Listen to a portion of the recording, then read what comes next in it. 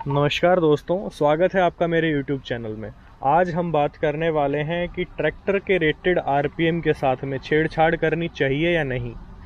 तो मैं आपको दिखाता हूं कि ये ट्रैक्टर का पंप दिया गया है यहाँ पे, और जो रेस की जो लीवर होती है उसको जब हम दबाते हैं तो ये चीज़ आके यहाँ टच हो जाती है। इस नट को आप देख पा रहे होंगे, यहाँ पे टच हो जाती है।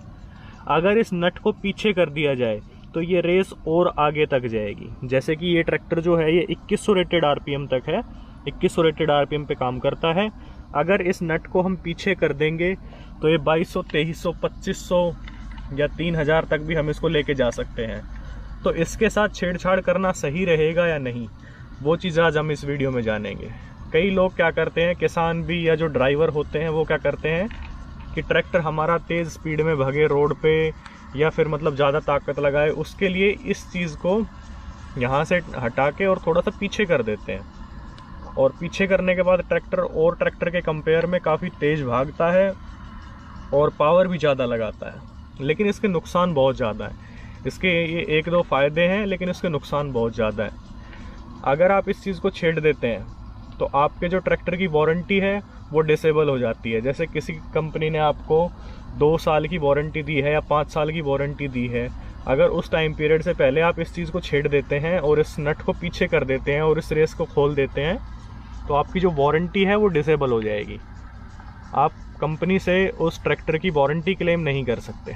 और दूसरी चीज़, ये चीज़ करने से ट्रैक्टर ओवर हीट होता है, क्योंकि कंपनी एक जो रेटेड आरपीएम है वो फिक्स करती है अपने हिसाब से। अपनी जो इंजीनियरिंग है, जो टेक्नोलॉजी है, उसके हिसाब से कंपनी एक फिक्स रेटेड आरपीएम ट्रैक्टर का करती है।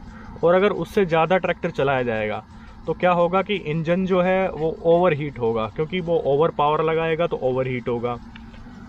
दूसरा, फ्यूल कंजप्शन है वो आपकी बहुत ज़्यादा बढ़ जाती है, क्योंकि जब एक ओवर रेटेड आरपीएम पे ट्रैक्टर काम करेगा तो सीधी सी बात है कि ओवर रेटेड आरपीएम पे आपको ओवर फ्यूल कंजप्शन जो है वो देखने को मिल जाएगी। तीसरी चीज़, आपका ट्रैक्टर का मेंटेनेंस बढ़ेगा। पंप है उसमें भी दिक्कत आ सकती है, इंजन में भी दिक्कत आ सकती है, और आपके जो टायर्स हैं उन पे भी काफ़ी इफ़ेक्ट पड़ेगा।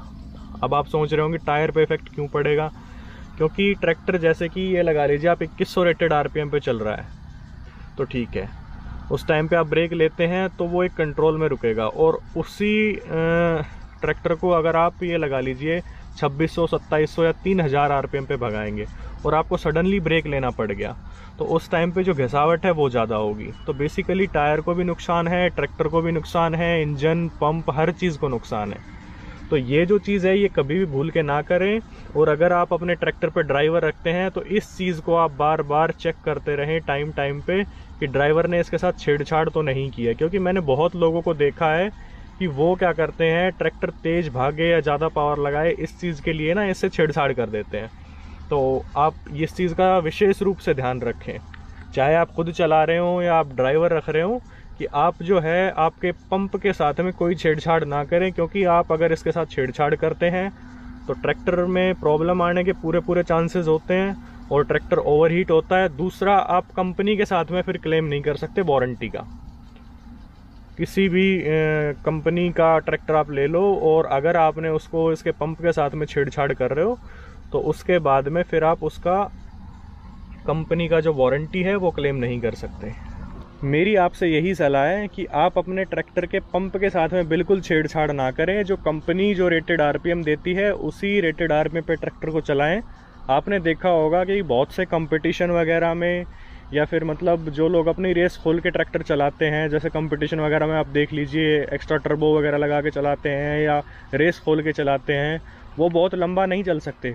2, 4, 5, 10 मिनट, ये लगा लीजिए 15 मिनट ज़्यादा, उससे ज़्यादा कहीं ना कहीं उनमें फिर फॉल्ट आ ही जाता है। अगर इससे ज़्यादा लंबा चलाएंगे तो ओवर हीट होकर कुछ ना कुछ प्रॉब्लम आ जाती है।